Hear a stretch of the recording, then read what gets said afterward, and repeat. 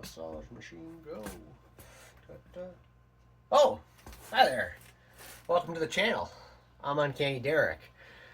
This January of the channel had a lot of excitement, obviously, with one particular video. I should probably talk about it, so stay tuned. The Uncanny Derek Show. The Uncanny Derek Show. Watch out for Magneto.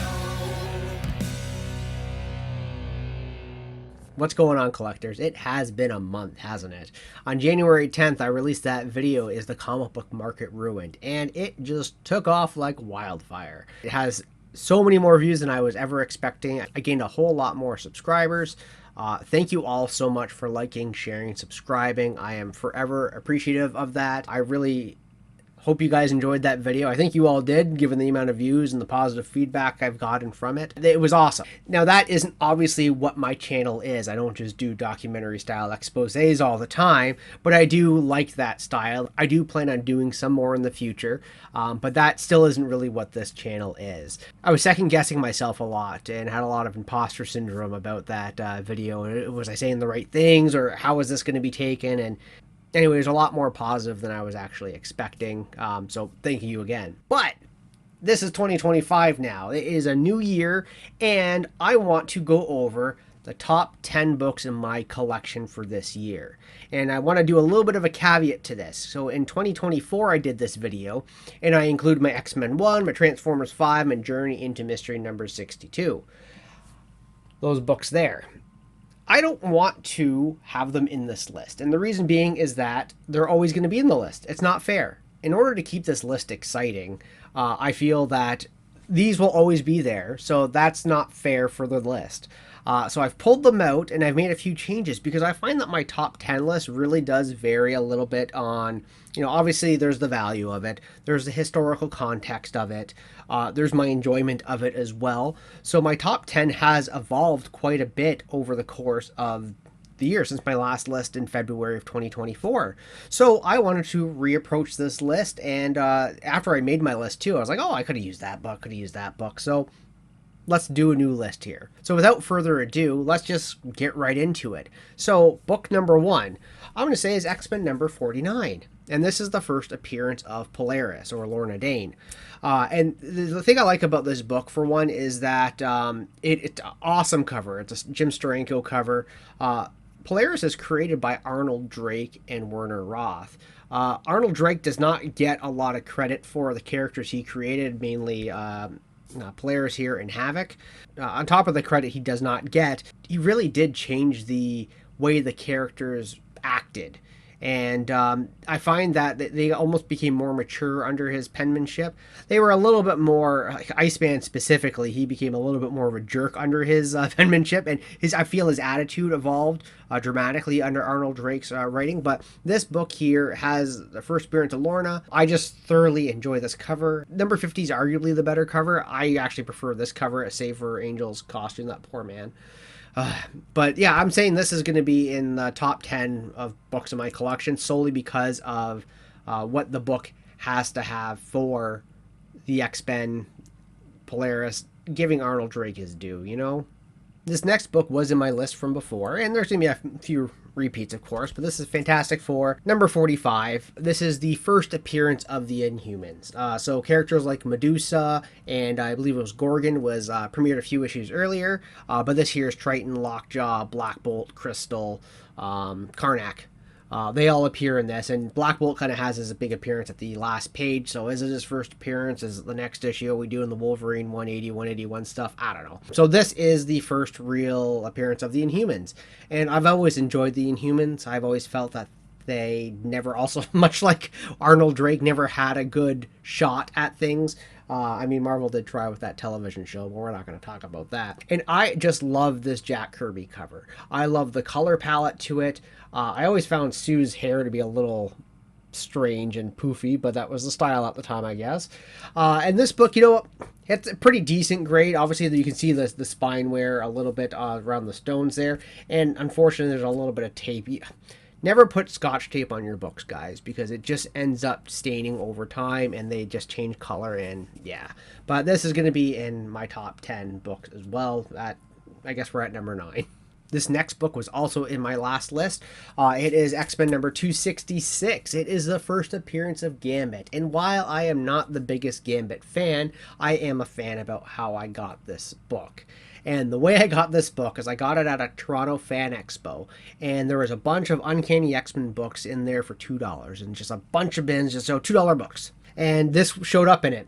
And I didn't say anything. I grabbed a bunch of books to fill my gaps there, and this was in there too. So I remember going up and paying for it, and I had this book. I didn't try to hide anything. I just, like, here's the book, and they just counted, all right, $2, and, well, I don't know how much it was. But anyway, $2 for this book. It is near mint. I know there's a slight little dent on one of the spine, around the spine here. I couldn't even show it in the camera. But this is a near mint direct edition version of this book that I got for $2. And I'm going to say this is about 12 years ago, maybe. So $2 Canadian, which is like a nickel American. That's incredible, isn't it? This next book is one that was not on my list before, and it has a lot of personal meaning to me. It's actually a book I never showcased on this channel before, and it's from 2011. It's a little bit of a newer book, and it's Osborn number 1. And so what you're going to notice right off the bat is that it's signed. It's signed by Kelly Sue DeConnick, who is the author, or was the author of this book. And you're going to see that she also wrote Uncanny Derek on the cover there. So I met her and Matt Fraction. They were both at a Toronto Fan Expo. Honestly, I don't remember when. It probably was 2012, 2013. And at the time, I still have UncannyDerek.com. I used to do comic book reviews on the website. I used to go every week to my LCS, buy comic books, do reviews on them. It was just a big thing that I did. When I met Kelly Sue at the event, she asked me, I told her it was a great book. I asked her a few questions just about writing, and then she asked my name, and I said, it's Derek, and she just looked at me and goes, Uncanny Derek? And I go, yes. Because I thoroughly enjoyed this series. I praised her book and all. And she knew who I was, which was really cool. So this book actually hangs on my wall on the other side of the room here. It was just one of those, like, I was meeting a celebrity, but the celebrity knew who I was. And I was just completely floored by it and baffled by it. And I did speak with both her and her husband, Matt Fraction, about writing. And to be frank, because of their advice, and also because of, my hard work and all, I did end up publishing a book because of them. I'm not here to sell my book on this channel. Their conversations with me were very inspirational in order to get my book done. I just find it's all very wonderful how the comic book world just kind of interrelates like that. It's really cool. This next book is one of my favorites, X-Men number 14, the first appearance of the Sentinels, another amazing Jack Kirby cover. This is one of my favorite covers of Jack Kirby for, I guess, just ever. And I just love the menacing Sentinels on the cover. I don't talk about this book enough because one thing that we don't really think of is that the Sentinels were here for 3 issues, 14 to 60. And then once the Sentinels were gone, that was it. And they don't reappear again till issue 59, 60? Of X-Men later on when Roy Thomas brings it back. This Sentinel creation here, this shortened robot here, ends up being really the ultimate villain, well, next to Magneto, for X-Men. Like, the Sentinels and X-Men just work so well together, and obviously the Sentinels have evolved so much, and it all started with Jack Kirby here. This next book is an awesome one that I picked up about 2 years ago. It's X-Men number 101. It is actually the only book in my X-Men collection, and of all the X-Men books that I have where the cover is detached, unfortunately. Outside of that, it's a solid book. I mean, there is a little bit of wear on it. I did have this in my list last year as well. But the importance of this book and the cover, the Dave Cockrum cover, you cannot say enough about this. First appearance of Phoenix. Obviously, the cover is incredible. The story's important. Historical significance is very important. This is definitely in my top 10 list because of all those reasons. Next up is a pair of books that I grabbed last year in 2024 that have moved their way into my list. Vault of Horror number 32. This guy here is Johnny Craig cover, and I've talked about this book enough times on the channel, but you'll see that obviously it's very violent, and the reprint cover of it is even more violent. This is one of 2 EC covers, both, I think they're both by Johnny Craig. I'll confirm that and put it in the comments here. That were censored by EC before they went to print because they were too violent. So this is one of them where it had a hatchet in the head, and there was blood dripping down the guy's face. And the other one was a Tales from the Crypt, and it was just body parts flying out of a casket. So anyway, this book is my best looking, best quality EC horror book now.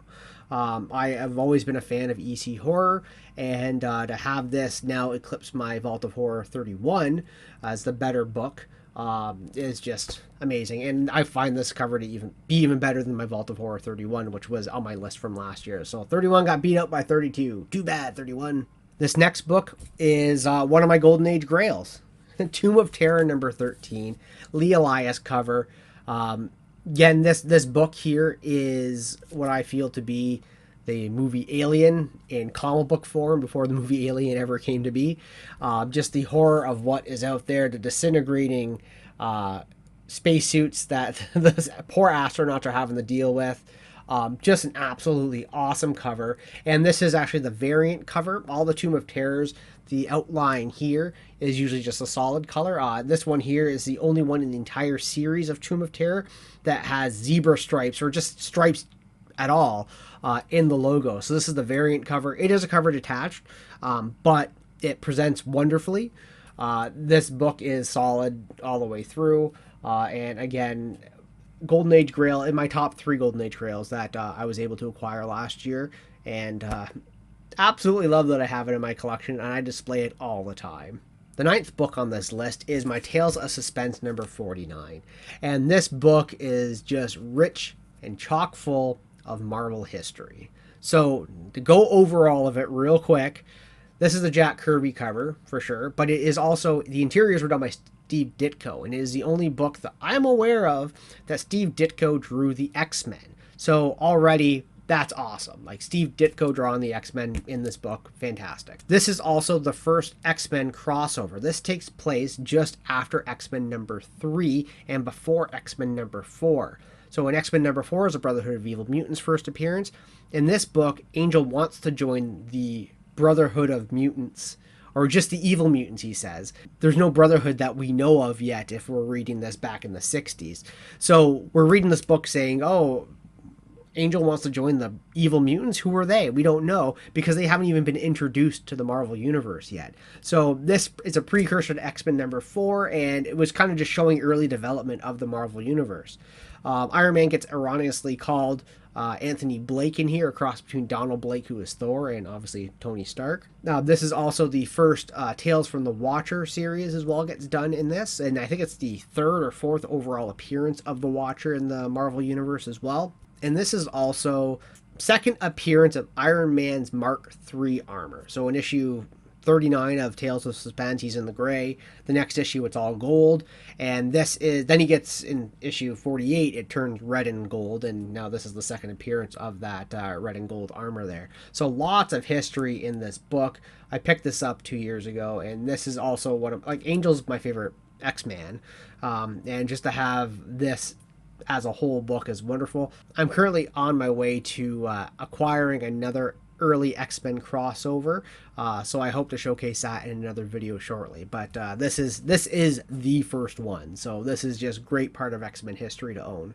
And lastly, the final book on my list that is not X-Men 1, Transformers number 5, or Journey into Mystery number 62 is X-Men 94. I just picked this up at the tail end of 2024, and this completed my Claremont run. This was the last book in the puzzle, so to speak, to complete it. And, you know, this book I think is probably around a 3, maybe at the most. The book does need a good press and clean, especially the clean there is. If you notice the speech bubble there's a little bit of pen in there because somebody drew that in there. When I did also showcase this book in a video that I had, you'll see I opened it up and the bottom staple's out in 2 centerfolds. So, you know, the staple is hanging in there. I'm heavily debating getting this book cleaned up. I'm not going to get it graded for, I think, obvious reasons. But this is going to be one of the books that I think I can get it cleaned up real nice, and we'll probably bump it up a few grades because there's actually a lot of room for this book to go up. I could easily see it becoming a 5. Just with some basic cleaning and a good press on it, because the back is wrinkled to all hell. You'll see that, everything, the spine itself is, nicked a little bit, but it's not the end of the world. Maybe a 4.5. I really can't tell.